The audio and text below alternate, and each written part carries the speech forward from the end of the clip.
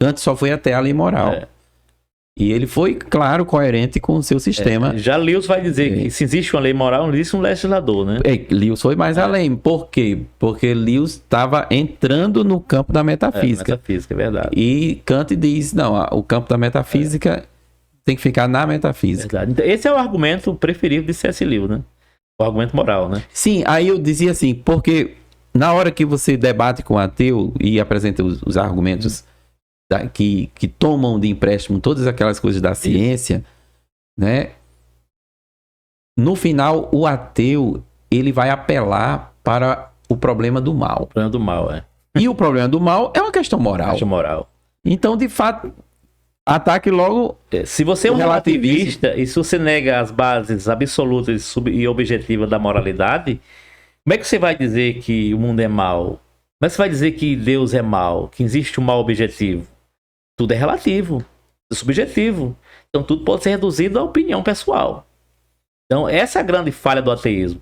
Porque se Deus não existe, o mal não pode ser mal. Então até para o mal existir, ele exige a existência de Deus. Exige que Deus existe. Porque é a partir de Deus que a gente define o que é certo e errado. Tire Deus como base do argumento moral, da moralidade, e o que é que fica? Somente as convenções sociais. E o que é certo para você não é certo para mim. E vice-versa. Então a gente vai viver cada um do seu modo, do seu jeito, e ninguém pode dizer que você está errado. É aquela relação entre três palavrinhas e os seus três contrapostos, né? O que é belo, o que é bom e o que é verdadeiro. Veja, é tão contraditório que o Richard Dawkins, ele escreve que não existe uma moral objetiva lá fora. Ele diz que nós andamos e funcionamos por força dos nossos DNAs. Bem e o mal são meras convenções sociais. Aí escreve um livro de 500 páginas dizendo que a religião é má. Que contradição, né? Não seria uma convenção social também, né? Apesar de que... Baseado em que religião é mal, né? Apesar de que o Alistair McCaffrey, o biógrafo de C.S. Lewis, ele escreveu aquele livro contra Dawkins, né? O delírio de Dawkins, né? O delírio de Dawkins. Dawkins escreveu Deus um delírio. Deus um delírio, foi. Aí McCaffrey escreveu o delírio de Dawkins. E lá naquele livro combatendo o Dawkins, o McCaffrey diz que aquela descrição de Deus que o Dawkins faz em Deus no Delírio, ele também não conhece. Não conhece, né? Aquele Deus que ele diz, não, esse eu não conheço, não. Você tá falando de um personagem aí que não existe. Mesquinho, ciumento, rabugento, né? Exato. Então, de fato, é isso. O relativismo, ele coloca a questão do belo, do bom e do verdadeiro como algo subjetivo. Então não vai ter diferença entre o que é bom, entre o que é belo e o que é ruim. Isso. E o que é feio. Entre o que é belo e o que é feio. Verdade. Entre o que é bom e o que é ruim. E entre o que é verdadeiro e o que é falso. É como você pegar Hitler e Madre Teresa de Calcutá. São seres humanos com percepções diferentes, mas se você tira a questão moral objetiva, um e outro são a mesma coisa, ou então são vistos por ângulo diferente. Hitler pode ser do bem, Madre Teresa do mal.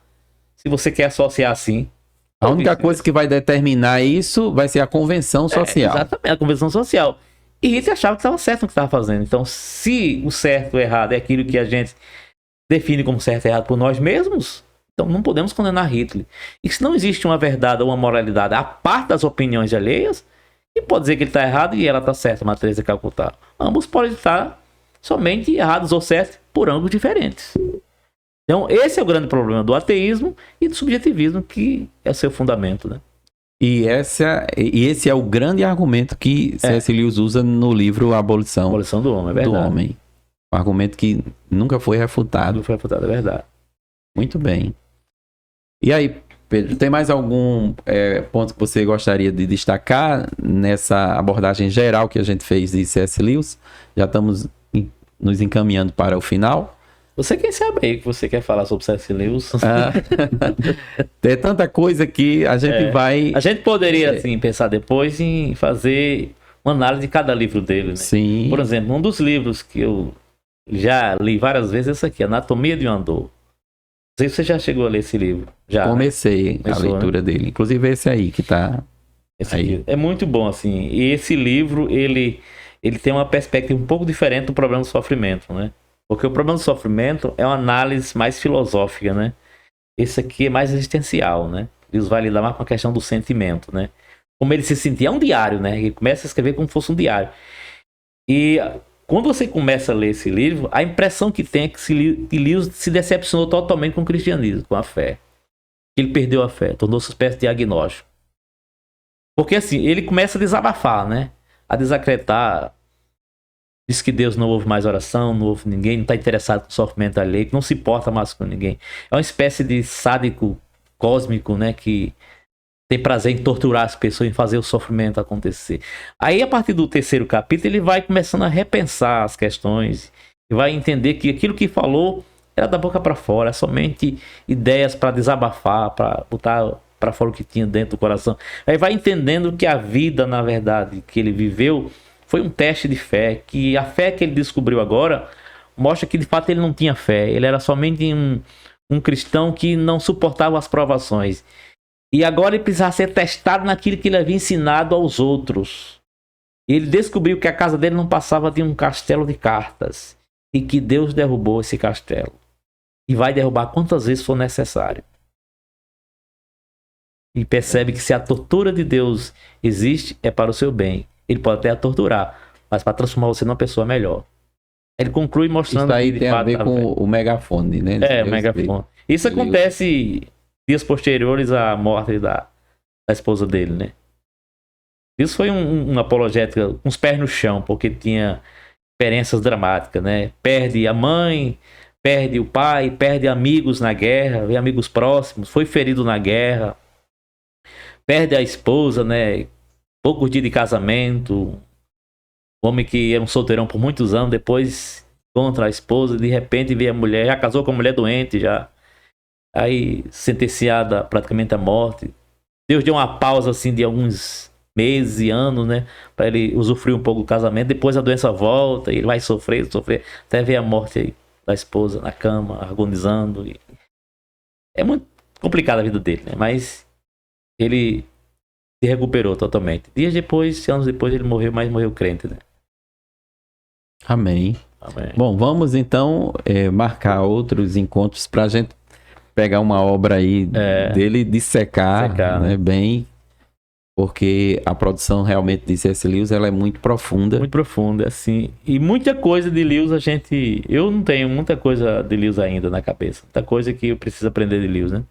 Gente que acha que eu li muito C.S. Lewis, mas tem livros que eu nem lembro mais, assim, já li. Por exemplo, a trilogia espacial, tem pouco conhecimento dessa trilogia, já li todos os 3.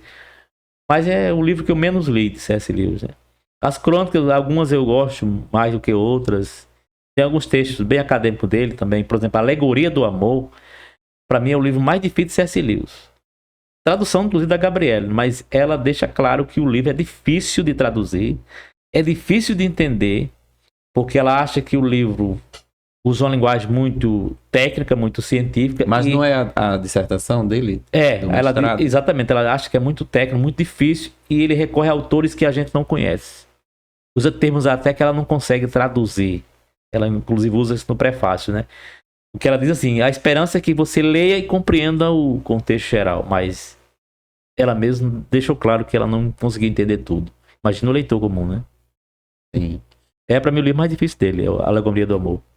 Então vamos depois marcar outros momentos para a gente trabalhar mais detalhadamente algumas obras de C.S. Lewis. Hoje a gente teve esse panorama mais geral, né? Geral, e eu queria agradecer a sua participação conosco. Vai enriquecer, está enriquecendo grandemente o nosso podcast Cristianismo Inteligente.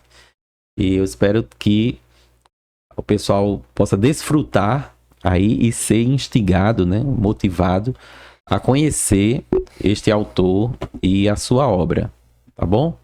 Deus abençoe a todos. Obrigado, Pedro. E Deus abençoe. Amém.